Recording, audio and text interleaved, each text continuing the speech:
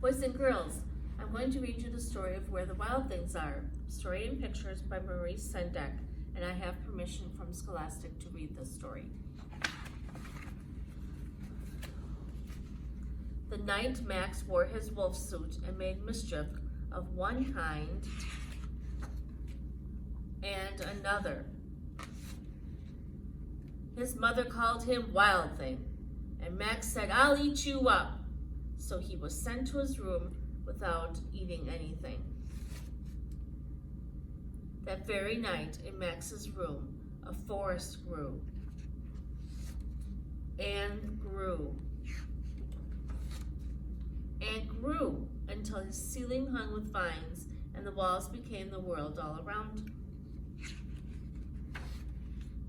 And an ocean tumbled by with a private boat for Max, and he sailed off through the day and night, and in and out of weeks, and almost a year, to where the wild things are. And when he came to the place where the wild things are, they roared their terrible roars, and gnashed their terrible teeth, and rolled their terrible eyes, and showed them their terrible claws.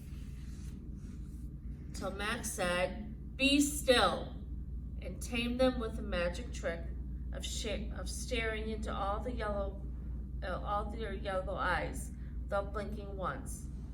And they were frightened and called him the most wild thing of all, and made him king of all the wild things. "And now," cried Max, "let the wild rumpus start." And so they danced, and they swung by trees, and they made big parades. "Now stop," Max said, and sent the wild things off to bed without eating their supper. And Max, the king of all the wild things, was lonely and wanted to be where someone loved him best of all.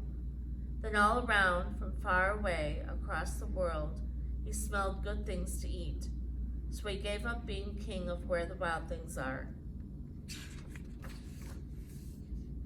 But the wild things cried, "Oh, please don't go. We'll eat you up. We love you so." And Max said, "No." The wild things roared their terrible roars, gnashed their terrible teeth, and rolled their terrible eyes, and showed their terrible claws.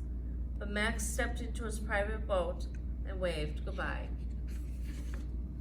and sailed back over a year, in and out of weeks, and through a day, and into the night of his very own room, where he found his supper waiting for him, and it was still hot.